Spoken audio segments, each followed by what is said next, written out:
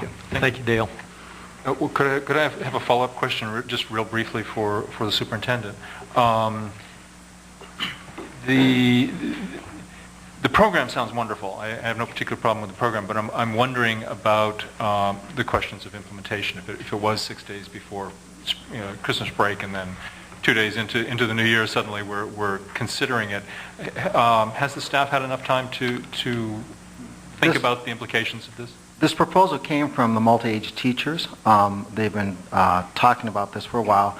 They scheduled a meeting with me, and I said that at that time we could bring it as an information item to the board, which was tonight, and then from there we would bring it back to the board for another information/action item. They did present it to their staff before Christmas because they wanted the entire staff to know about it. Because the concern they had was, when they first met, was do we have to go charter to do this type of proposal?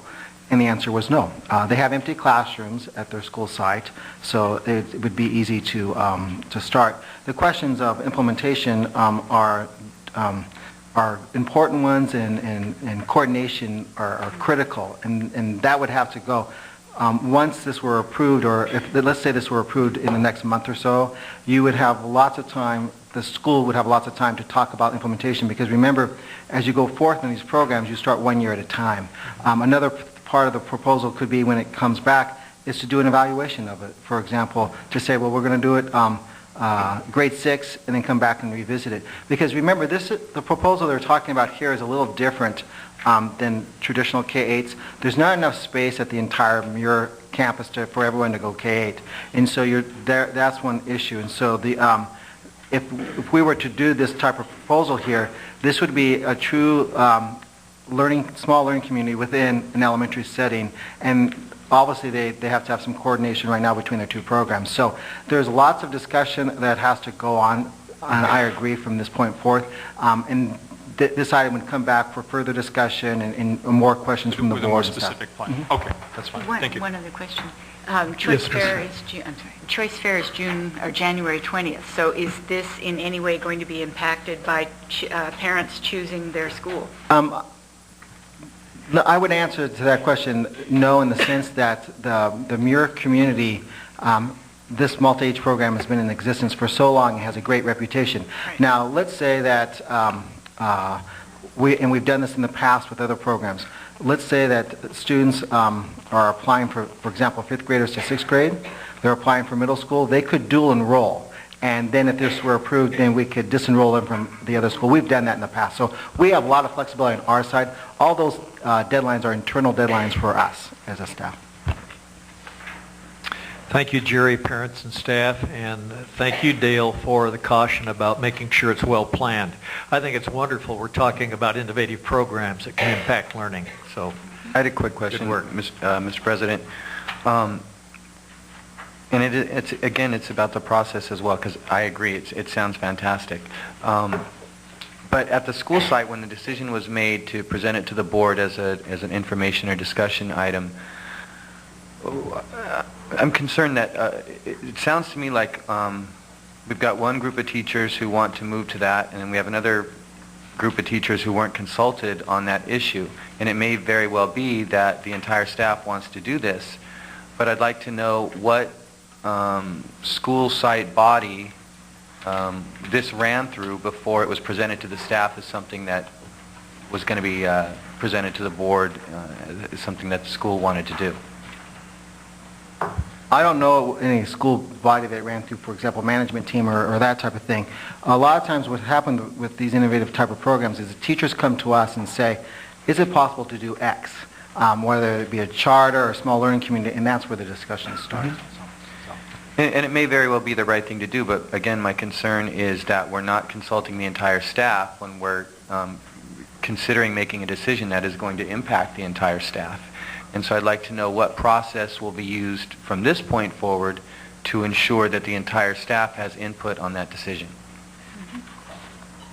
I will sit down with the principal and the teachers who are involved in this, and we'll put together a process. Okay. Very good. Any other questions? Corey. Quick comment I wanted to make. I'm actually a product of John Muir Elementary, and at the time I was not in multi-age, unfortunately, but my cousin was, and I can say that multi-age has definitely shaped her life and how she has gone on in her Long Beach Unified School career. She is actually a student at Poly, and she's in PACE, and she will be graduating this year with high honors. So I can personally say that I know that the multi-age program is a credit to that, and the teachers in the multi-age program are wonderful teachers. So it is a great program. Thank you. Well, that's a pertinent point. Thank you, Corey. We move on now to public testimony on items not listed on the agenda, and it's with great pleasure I call up first Drea Avent. It's actually Avent. Avent. Yeah. I Yeah, no apologize, Drea.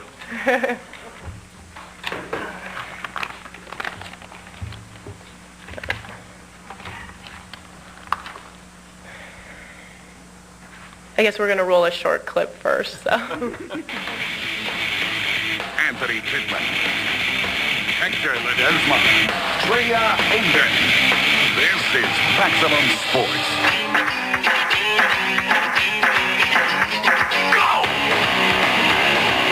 Well, the Spurs are still holding down first place in the Southwest Division of the Western Conference, but a red-hot Timberwolves team in town tonight, and those guys had a 4-game winning streak before play began this evening. Now, the Spurs playing from behind for a good chunk of the first half. This was pretty nice, though. Manu Ginobili finds Francisco Elson for the easy look.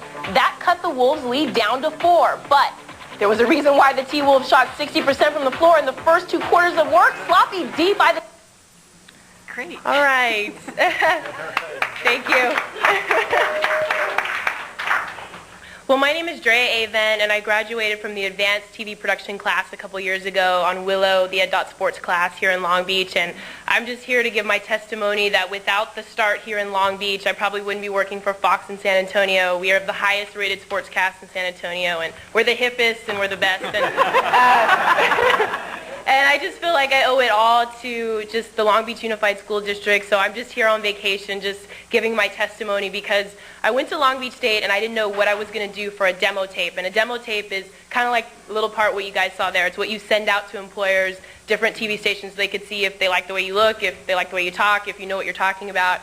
So when I graduated from college, I was armed with all the tools. I knew how to speak well, and I have the sports knowledge because I grew up as a tomboy. So all I needed was just that extra push to get out there, and I got that from, Ed. Sports. So I'm just here to say that without that, I probably wouldn't be at such a young age at a high-profile job in a top 40 market. So Long Beach Unified School District means everything to me, and I just hope that the program continues to grow, and whatever they need, you guys will approve, just if it's equipment or whatever they need,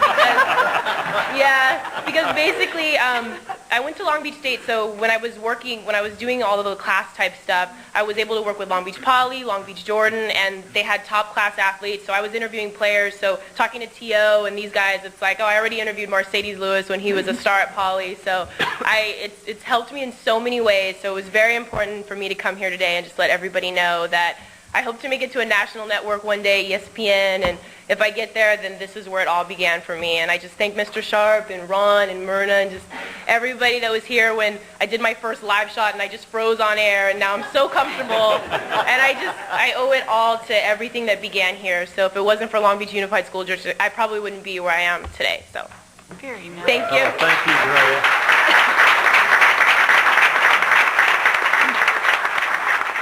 I need to ask you, do you know Sean Elliott? Yeah. All right. All right. Well, thank you guys very much. All right. Thank you. Everybody sign up for the sports package. Sports package on cable so we can see her.